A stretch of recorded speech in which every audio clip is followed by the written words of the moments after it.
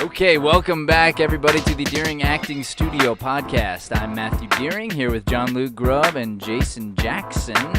I'm waiting for the applause button. Hold on, stand by. All right, here we go. No applause. Let's start over. Here we go. No, it is playing. Huh? It was. I heard it. You heard? I didn't hear an applause. No, it was you. You were actually clapping. No, I was, but... You didn't see yourself clap? Oh, You don't no. Is your memory that bad? Yeah. I think I met your dad. We're not starting I think over. you We're might gonna have. we're gonna You surge you forward. should meet him sometime. No, you should never start over. No, never I mean, start over. Doesn't matter how bad it is. And this is pretty awful. So we have a crazy cool setup going on today, It's and nice. that's because Like it. we've got a crazy cool guest. Wow, great segue. I thought you rolled in on one like a mall cop. Thank you very much. He's a great actor, superstar comedian.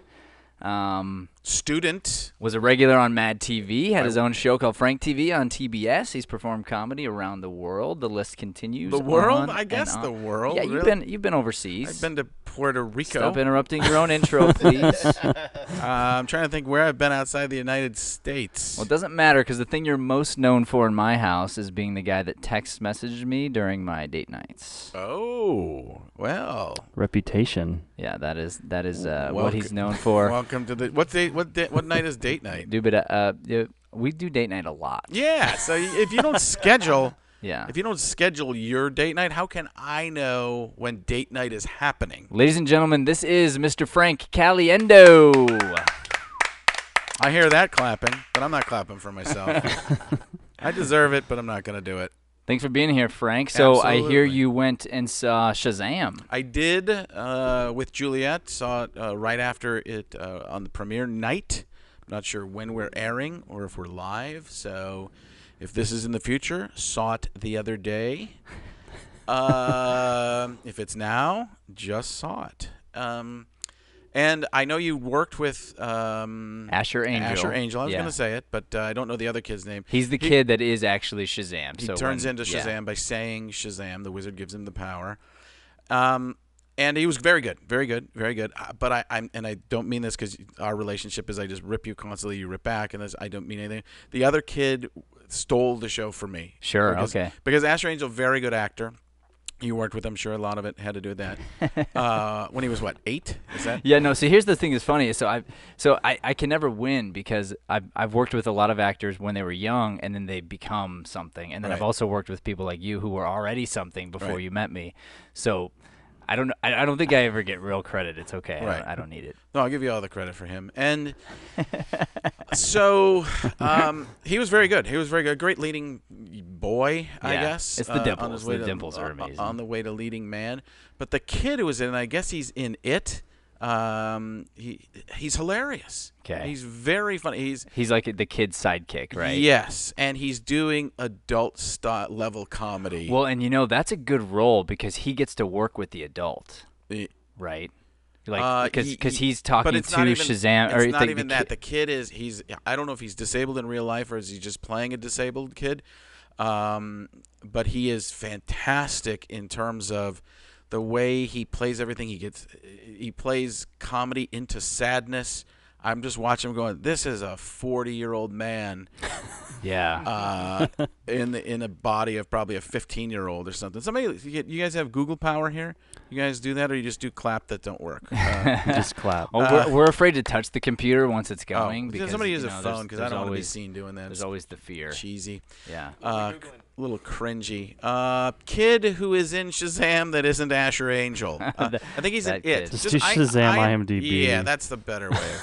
That's it. That's the way Well, and now JLG would do it. you're kind of a nerd when it comes to the DC stuff, right? And I'm all- a semi-nerd. all I this- met a bunch of nerds. I found out I'm not nerdly at all to adverbalize that. Okay. But You haven't earned it, but you're. No, you know a lot. I'm part-time nerd credentials, but not to the level of true comic book superhero fans. Yeah. But I do love that kind of stuff. I grew up on the Super Friends and all the bad 70s cartoons that all the comic book people hate.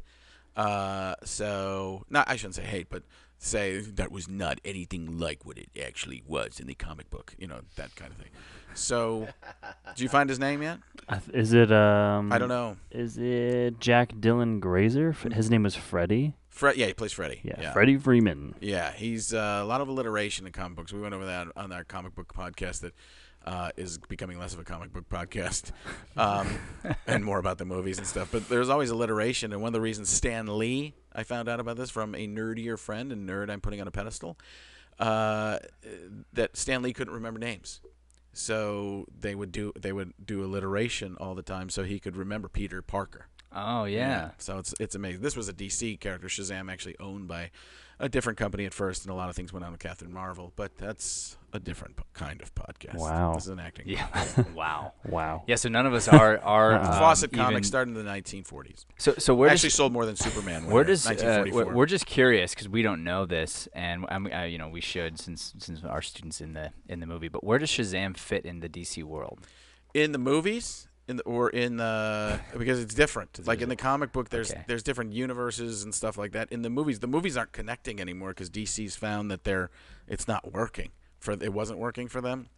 Now they're doing these slightly campier, fun movies, and they're really good. Shazam is filled with tons of humor. It's basically the movie Big with a superhero. And they're even in a toy store at one point, and Shazam walks across the keyboard, the giant piano. So, wow. Yeah. So it's a lot of fun. And Juliet, the movie got done, and Juliet went, I want to see it again. Cool. Well, that's great. The last time she hasn't said that since she saw it. So Asher Angel was a student here for a few years, and it was a few years. I didn't realize it was. Yeah, he studied here, and then as a matter of fact, his mom just brought his younger brother here to work on some auditions while they were in town and whatnot. So we're sort of family friends now at this point. But knowing him and then knowing another student that it was on a different show with him, there is a trait which is a lot about what we talk about here, which is the mastery of craft. And you can see it in some kids who, those 40-year-old kids who you can just tell, like, they have a different work ethic than everybody else. And since we talk about that a lot on the podcast, you being someone who's seen a lot of success, I wanted to get your thoughts on that because, you've sort of seen a bit of fame, I guess, and we really try to talk people out of being focused on that and rather sort of narrowing down on their craft and just taking it one day at a time. So do you have any advice? Well, but when I first came here, I didn't know anything about the repetition of acting, and so I thought people just walked out there and were able to do things, and I didn't know why I couldn't.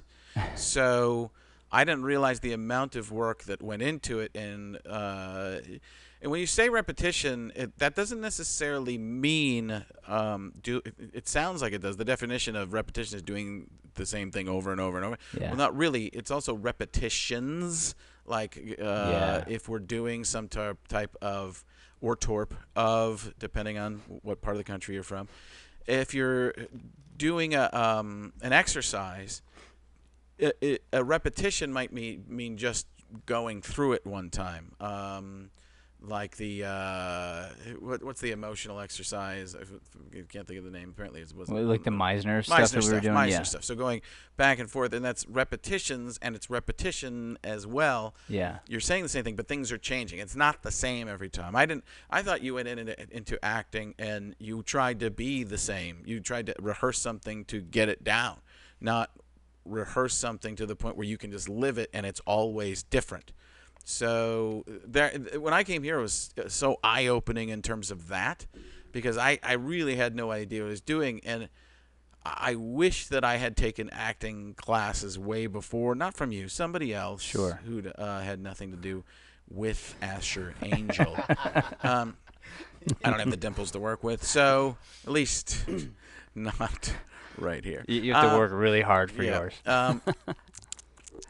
That sound effect, record it, play it. Well, back. going back before we go forward and continue to talk about me and Paul Abdul and this place, but so to your point is repetitions. I mean, that same idea can be used in any profession, and we talk about athletes. Yeah, it's the Malcolm Gladwell. You ever read the book, the 10,000 hours? Yeah. Repetition. You don't become an expert until you've had 10,000 hours of practice, repetitions, whatever. So let's talk about that with your. I'd rather not.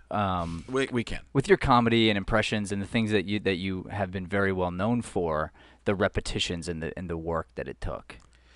Yeah, and that's funny because that was all repetition, right? But that was repetition to get it down a certain way, and I didn't look at it the same way. Although there is crossover in that, but it was, hey, I'm going to do this repetition to gain access to this muscle memory and vocal memory, vocal cord. And Mokel, too. Mokels, yeah. They lived in my closet. The Mokels? You ever... a lot of trouble for mispronouncing things. Yeah. No, that's an actual thing. The Mokels are tiny little people. They have tails. A lot of people don't even know about the tails because there's a group of them that cut them off. Those are the ones that are more have been seen a lot more. But the Mokels, they come out, and you can't get them wet. They're kind of like the Gremlins. I think that's where Gremlins got it from. But it was repetition to learn those impressions. But that was just to do it the same way. In terms of getting it, I didn't understand the living it type of thing. Am I going where you wanted me to go? Yeah. No, you're going there. So in a book I wrote this last year. You wrote a book in this year. Yeah, I brag about you in order to mention your name, which really is bragging about me. You know? Yeah. And I wrote a pamphlet.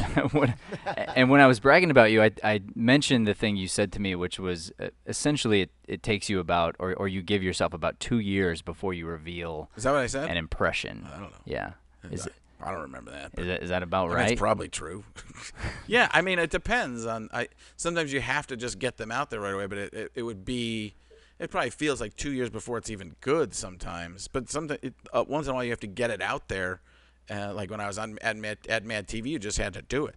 But yeah, I would say if there's something, yeah, I don't know if it's always 2 years, but sometimes it feels like that's how long it is. So it's way more time. I talked to a friend of mine who's on The Walking Dead who does incredible impressions, Ross Marquand, and he's like, people don't understand. You can't just do this stuff. It takes a lot of time to. It's almost like a sculpture where you're doing little bits of time. You go away from it, you come back, you mold it a little bit more, and then you go, I didn't like that, and push it back, and then you start doing, go back and hit it more and more and more. So, what was the initial question? Because I got really, I was starting seeing Ghost, and I've had the time of my life. I was picturing you sitting there working on a nice sculpture by yourself. Yeah, it was me, my wife, and I was a ghost.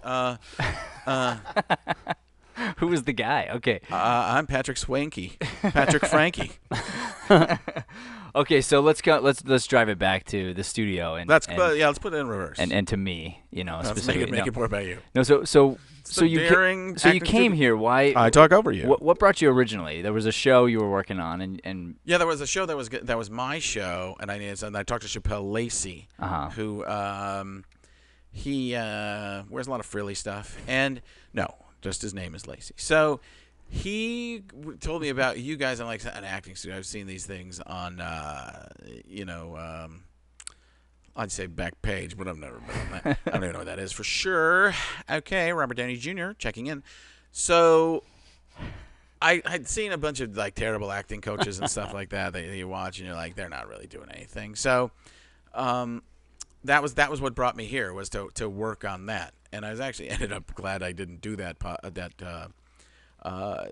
show. I was their pilot, is what it was. Sure. It was my own pilot because it would have been, if I'd have done it, it would have been. But the way culture changed so quickly, I'd have been kicked out of Earth. Right. It was supposed to be edgy and interesting, and I was like, you can't even come close to doing something like this now. So glad it never was put onto tape because I'd have been, like I said, banned. Well, what's interesting is, we've been doing improv comedy and just, comedy in general for a decade before you walked in the door. But you were Frank, and so I was a fan of yours, having done comedy, a big fan. So when I found out you were actually going to come in, it was like 3 days lead time. I was super nervous. And I reread all my acting books and like really wanted to prep really well. All you needed was the first page. You found out later. Well, it's funny. I had this whole list of like everything we might go over, and I asked you. I was like, hey, why are you here? and you just said, "Hey, treat me like a regular beginner student who doesn't know anything." Yeah, because I didn't. Because I didn't, or because you didn't, and you said, so I said, "All right, we'll start with memorization," and then we worked on that for like 3 weeks, Right. hours and hours and hours. So my memorization was always terrible, and I'd never gotten to the point where I realized how important memorization was, because a lot of the sketches I had done on the sports stuff was just off a teleprompter. Now I couldn't even imagine trying to act from teleprompter because it just doesn't feel that way. Yeah. And I'd love to go back and do my whole career over because I'm like, wow, I wasn't actually acting in any of this stuff. I was just reading. So, and they were kind of jokes as opposed to living it. But then getting and memorizing and actually memorizing, I had to build that muscle to even. I remember the first time trying to read on, come here, and I was so nervous with the memorization. My mouth was dry, and I was like, God, this feels like an actual audition, and I got nothing here. So, just to even get in that comfort level where I didn't have that anymore took a couple of months. Because I was still nervous coming in here, because you're kind of a tyrant, and Yeah. I shouldn't you're a tyrant. Tyrant. Yeah. So I shouldn't ever do an impression of not around me. Yeah, it's a bad idea. No, it was good, really good. Almost done. Except maybe Matthew McConaughey. Yeah, that's your good one.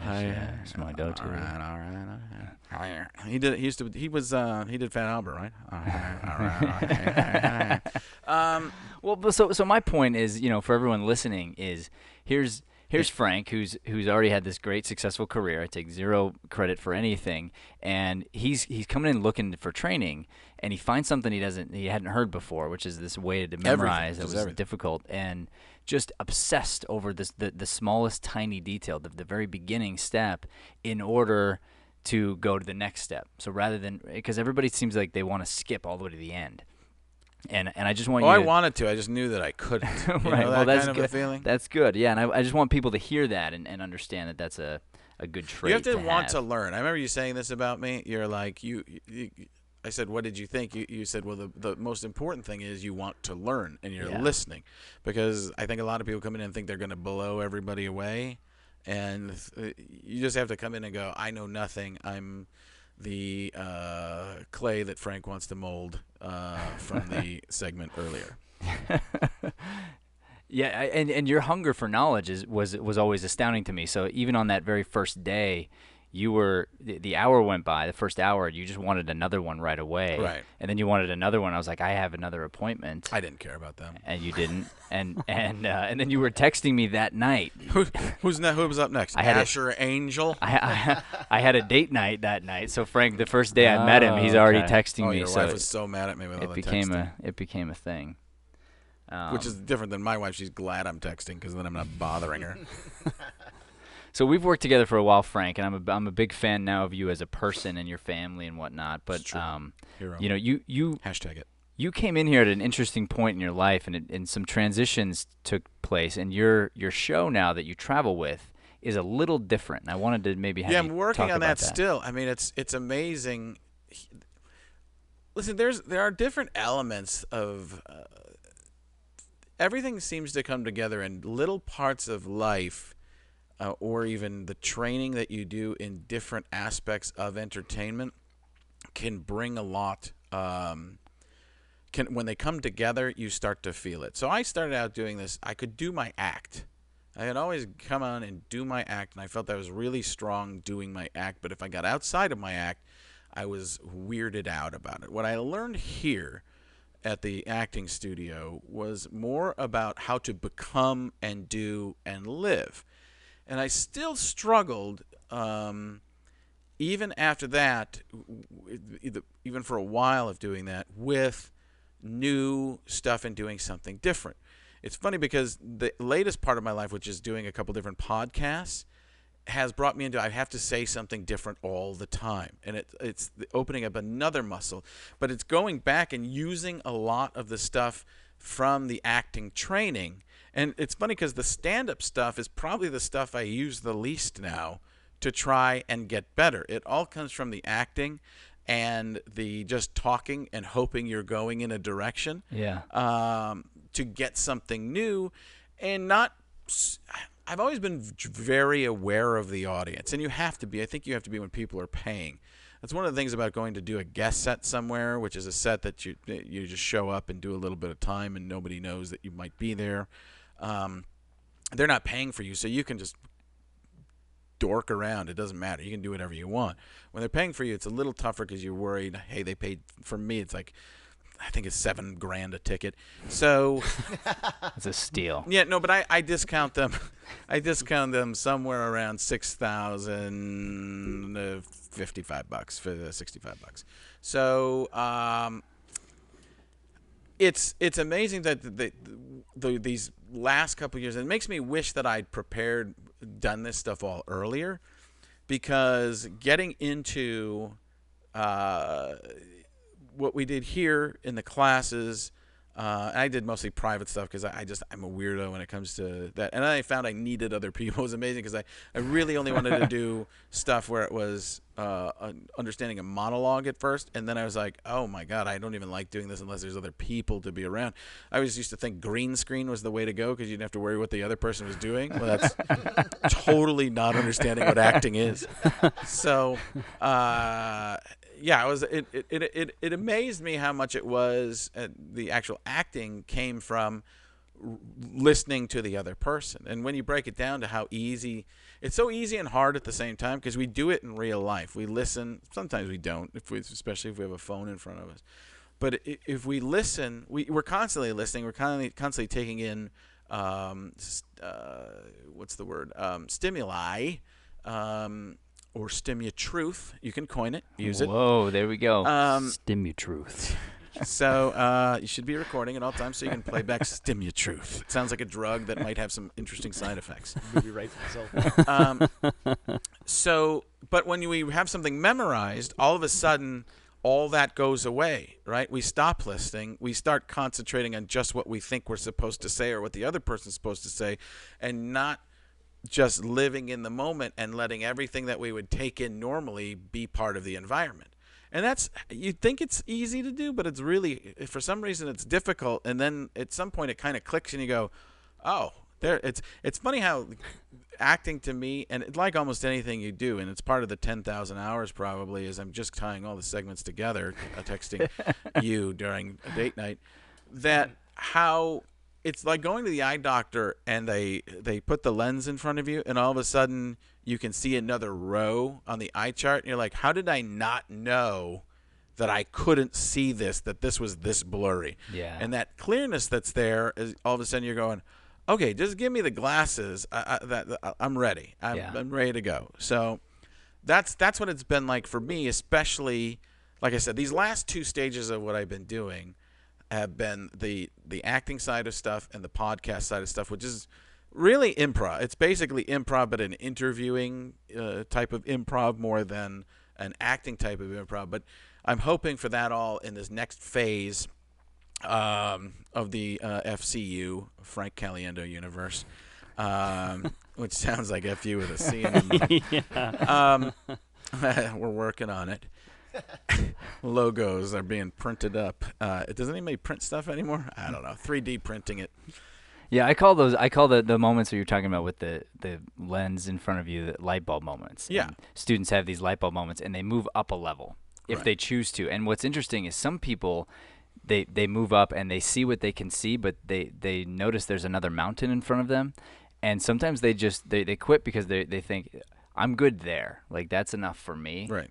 But you're not. I see that happen a lot. Unless but it's just I'm what happy. you're trying to get you in, like in business or something like that, it can work and be there. But in terms of acting, I don't think you ever. I've heard this before and never understood it until I started to understand acting more. You never stop learning. Yeah. So even the masters, they'll tell you, you talk to a Robert De Niro. Great way to fit an impression. Yeah, I learn every time, huh? Learning something new. So I think that's a big deal, that the best actors probably know that they never stop learning, and it's people who get to just a certain level probably think that, hey, I'm fine with this. This makes me a living. But for me, it's more about just getting better and trying to learn and be something better in terms of entertainment and what I'm doing. I mean, listen, I was stuck in a pigeonhole of doing just straight up impressions and sports stuff. So it's sports impressions. And it's been tough for me because I'm trying to work out of that. I'm still trying to work out of that. And I think I have to be so much better than somebody. I've advantages and disadvantages. Somebody who has never been seen before has the advantage of you're a brand new thing. You have a look. This is what you're going to be. Yeah. I have predisposed determinations with, I'm not sure it sounds like Stephen A. says, predisposed determinations. People think that they say, oh, he's going to do the impressions. Then when I don't, they're like, oh, and it takes them a while to learn what. It's like when Adam Sandler does a serious role every once in a while. You're waiting for him to go, hey, don't cry, Grandma. Can you do that again? Hey, don't cry, Grandma. You are going to be my only survivor. Thank you. What just happened? Totally impressions. So I'm really happy for you, Frank, because you actually seem lighter to me. You seem like you're in a really happy place, and I don't know if it's because you haven't seen me in a little while. That could be part of it. And I saw your sister. I don't know. What? Rewind. Let's start over. No, am I not supposed to mention? No, it doesn't matter. It's all I have a good. tiny baby sister. That I It's all didn't know good in the about. hood. It was so weird. I guess it was probably weird for you. Does your dad watch this? Yeah, he doesn't, so it's okay. Yeah. He'll be Your mom does. traveling. Yeah, so that's good too. Yeah. All right, well, good. So speaking Are you of, keeping that in? No. yeah, no, I don't think we edit. We usually don't edit. We just go straight go right through. Okay, good. Mhm. Yeah. It's all improv. Might as well be out there already. Yeah.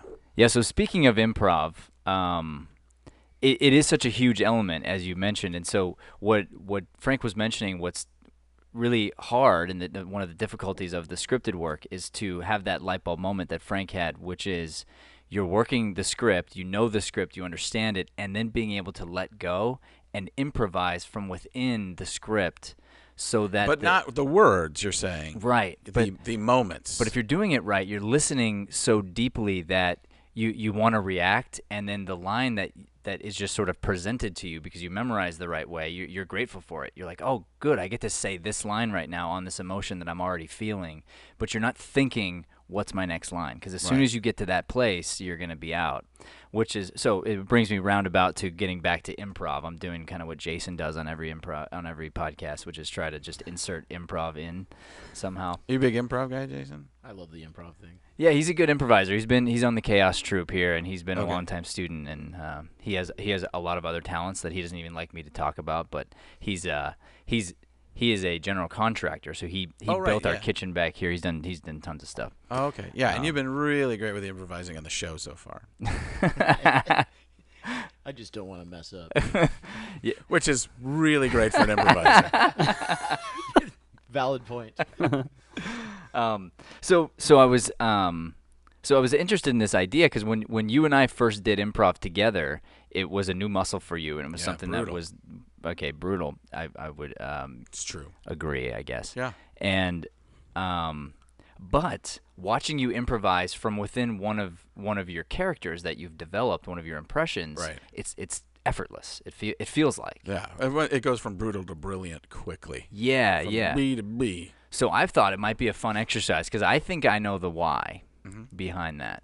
For us, if you're willing to grab a couple of impressions, and here's how brilliant Frank is. Frank can actually improvise with himself. He can pick two. We can pick two characters, and he can improvise with I himself. can't do that anymore, but No, but maybe today. yeah. Would you be willing to I can do try that? and bring it back. So I like some of the more I like some of the older characters that people don't talk about as much. I'm trying to remember one of the ones from the lesson that Aesop. I just fell in love I with. do a great Aesop with his fables. What's that? Who's that? Aesop's fables? No, I never It's heard all of it. the old fables. Let me hear it. That's a joke. I was gonna say, I don't- how I can you don't do know- that I impression? don't know what that is. You don't know what Aesop's fables are? No, I've never heard that. Google it. You're much older than I am. You know what all the Aesop's fables are. No, I it's- don't. Yeah, it's every. Is that Greek? That's all the Greek fables? original fables you've. Okay, and they're called Aesop. That's the guy's name. I think. Oh, all right. I don't know if I'm saying it right. Maybe a sope. Oh, I know who it is. Jack Nicholas. Jack Nicholson. Jack Nicholson, yes. No, the golfer. I want you to impersonate the golfer. Yeah, Jack Nicholson. You do a great Jack Nicholson. So let me. So does everybody from 1980. There you go. So we're gonna do Jack Nicholson, and Jason's actually a big fan of yours as well. He probably wouldn't want me to say this, but he listens to all your stuff you do with Holmberg. All that. He's a big Holmberg fan too. So I love the Hollywood Squares or the Guadalupe Squares. Guadalupe Squares. yeah. So I got to pick my character, Jason. You want to pick a character that is one of your faves? Why don't we? You don't want to just do an improvisation with Jack Nicholson first? No, you're gonna improvise with Jack Nicholson, and you're gonna improvise with the other character as well. I knew that's what you wanted, but I try to change stuff. No, we can do that. Let's do that instead. All right. And then so, we can do both of them. Yeah. All right. So let's do this then. We need a scenario. JL. If we have 3 characters going on right now. No, so it's just going to be Jack Nicholson. Maybe if you paid attention for a second. and then we can all just either be characters or versions of ourselves that are in the scene. Sailing. Like as in we're sailing a boat. Oh, I thought Saline. working on our solution. I dropped. All right. So there's a boat involved. Sailing. Thank you, Jason, for that. Hoping this goes well. So far, nothing, huh, fellas? No, sir. I haven't seen any land in a while. Good thing you brought sandwiches over there. Yeah. I got Dirk on the sandwiches. Dirk, what do we got there in the basket? We got cheese and ham, peanut butter and jelly. We got cheese and ham, sir. How and, did I never notice that Dirk sounds like a mouse from a Disney movie, huh? Is that just the seas talking to me right now? Have we been out here too long? Yeah. Dirk has he hasn't had any water in probably 3 days, I think, sir. Yeah, I'm kind of thirsty. Dirk, I got 6 jugs over here. It's unfortunate for you, isn't it? I would say so, sir. Because I feel vibrant. And you sound deathly. I'm worried about you, fella. Yeah, I'm kind of shaking right now. Yeah. Can you stop that? It's annoying me. I'll do my best, sir. Yeah. Listen, if we can't get rid of this guy pretty soon, he's going to drive me crazy. Well, I was hoping if we stopped giving him water, sir, that he might die, and then we could eat him. I hadn't thought of that, but he does. Well, a couple days ago you looked pretty good. Now you're looking a little bit on the, how shall I say it, bony side. So let's feed him and not give him any water. Like a turkey. Like a Thanksgiving say. Who the hell are you over here? How'd I not notice you on this boat? How long we been on this thing? Sorry, sir. Yes, sir. Sorry. This is George. We found him. He was floating. He was. What? I don't know. I think. How long ago was that? Yeah, you were sleeping. That was 4 days ago. All right, a nice rest. I can't believe that explains why one of those jugs was missing, doesn't it? And why you're still with us, Durkee. I appreciate it. So do you guys want a sandwich or what? How come you haven't eaten any of the sandwiches? You're that scared of me? Yeah. Good. You're on board with this. All right, so let's break down the scene. So obviously Frank was amazing there, and so let's think about it. What is it about when you've got that character that helps you know what to say? I just was with that. I just figured I was just going to be everybody. As Jack Nicholson there, he didn't care what anybody else was going through, right? But does Jack Nicholson ever? Well, that's why. Because Yeah. it's already, the point of view is already there. Right. So the Jack Nicholson is that he doesn't care what anybody else. Everybody could be dying. Everybody else is dying on the ship or on the boat, but he doesn't really care as long as they're entertaining him slightly or tending to him. So then, what is Jack Nicholson essentially doing? Because that was the lesson you talked about on the Dan Patrick show that John C. McGinley gave you, which was figuring out that those action verbs, like your character's always doing something, right? Oh, yeah. Well, yeah. My point of, I guess I'm saying his point of view, but what I was doing was making sure you guys were going to take care of me when everybody was dying. Right. So what am I doing in terms of that? Yeah, that's where I was kind of going with that. Even though I made a couple of mistakes, but tried to fix them. But I mean, in terms of that in general, that Nicholson's a weird one because he doesn't really give a rip about what else is going on. So the whole mindset there was we're on a boat. But then I thought, how long have we been on this boat?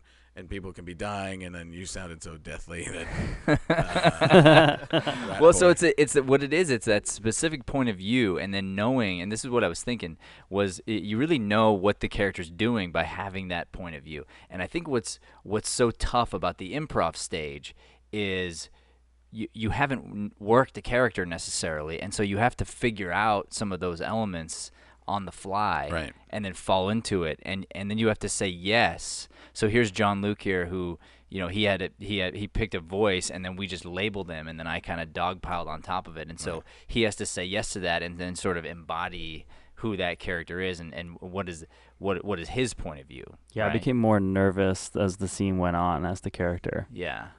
So that was just like my point of view is just I'm here to serve everybody. I'm kind of like I felt tiny to the point where you would die. Yeah. Just to.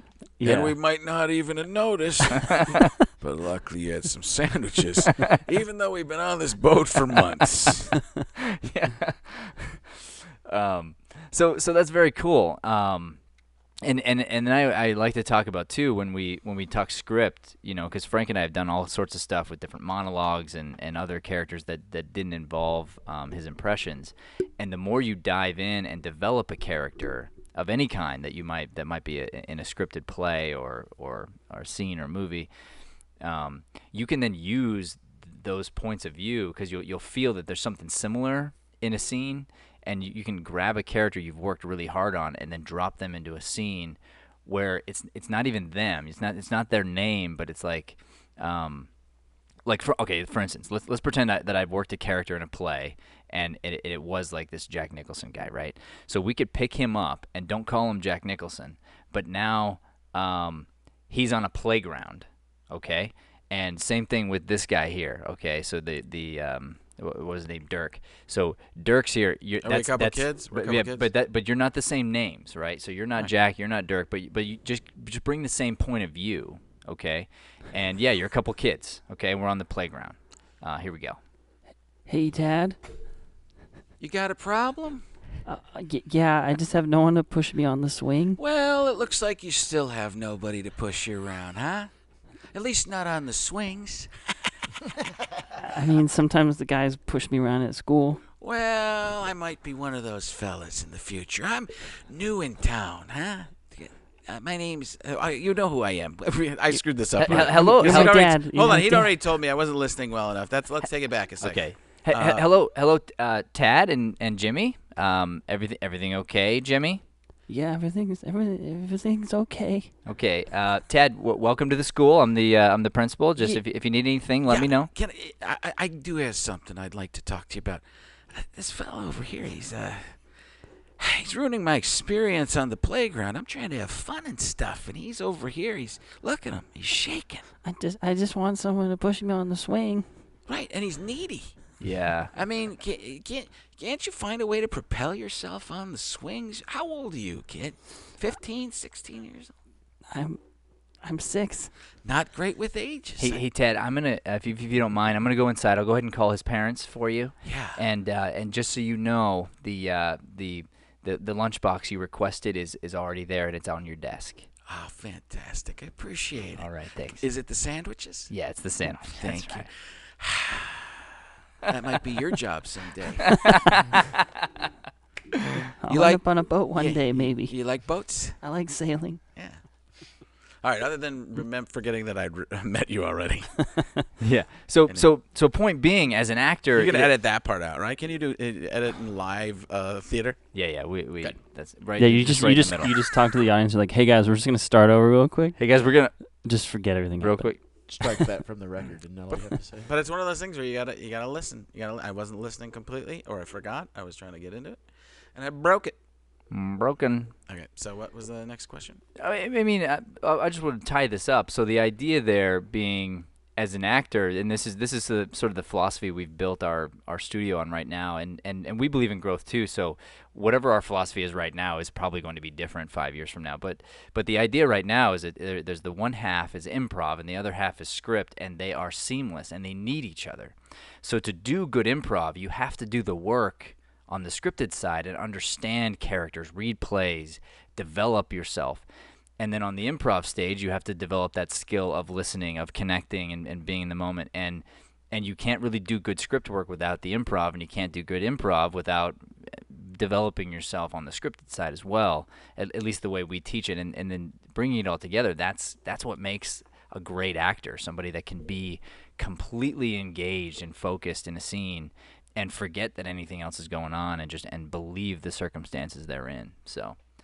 thank you, Frank, for doing some improvisation with us. That was level B improv.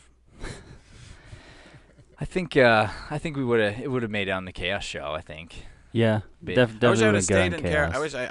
I wish I would have made it. I stayed in character and corrected myself with some sort of. Yeah. I got hit by a dodgeball earlier. Sorry. There you go. Things happen. You're on the playground. We can be friends as long as you do whatever I say. Oh, okay. All right, he's a good kid. As long as he keeps his distance. Hey, you need help on the slide too? Yeah. Yeah, we're going down the other way this time. I don't get it. You will. Okay. Tony, get over here. We're gonna do the slide game again. Sweet. Give me your ankles. There we go. Boom. Yeah, good. So those are all the questions I have for you, Frank. I guess I'll leave with Here's this. the problem. I have a lot more answers. Okay. No. All right. Yeah. Jeopardy. Well, I wanted to leave with this. If you have any advice for the aspiring actors that are working here and training. To me, it's all just going with the do all the work. You have to. I've experienced that people who do all the work and you do all the work as well. It's a much, and it's going to happen where other people. This happens in even Hollywood, where people don't do the work, and then you're sitting there going, "You didn't do the work," and then you're sitting there by yourself, and you can't fix it. You can't. You can do your best, but you need the other person to be their best to make something work. But just keep fighting, kids. It's just constant. If you do something that you don't like, learn from it, and then use that muscle memory to either stay away from it or use it and try and find a positive in it. Find something that will work from what you just did, because it's not always going to be perfect, and because life isn't perfect, and we make all sorts of mistakes every day. So why can't you during acting? You should. I think that's how you grow. Yeah. Okay, thank you, Mr. Frank Caliendo. I'm very grateful to know you and to work with you, and I can tell you that I have learned a ton from coaching you. So 2,000 pounds worth of knowledge. Let me give a quick shout out to Frank. You can go to his website, frankcaliendo.com. He's got 2 new podcasts on there. Try to Be Serious and Alan Frank, Try to Be Serious, and then what is it? Alan Frank. Oh, Try to Be Alan Serious. Frank, Try to Be Serious, and Comic Playground. Yeah. What is Alan Frank, Try to Be Serious? Alan's a guy I met him through a radio show and saw him do something on the internet that went viral, and I was like, hey, we could talk about it's basically talking about political topics without being political. Okay. So you have all these political topics, everything everybody's talking about. Instead of taking a side, you go, well, what if you looked at it from this perspective? That's why this person thinks this way. And then say, well, we should have conversations as opposed to just fighting on Twitter. And that's basically what that is. Got it. Okay. And then we've got Comic Playground, which is a cooking show. Your nerddom, Makes right? sense. Yeah. Because it's not comedians. It's talking about comics. Yeah, that's part of the problem with the Comic Playground. People think it's going to be Yeah. a stand-up comedy show, which is why I'm changing what. So you trick them, get them to come, and then you don't talk about it. It was a complete mistake. It was the wrong thing. If you are a fan or would like to be a fan of Frank Caliendo, please go to frankcaliendo.com. Thank you very much for being here, Frank. Thank you, Frank. Great job, guys.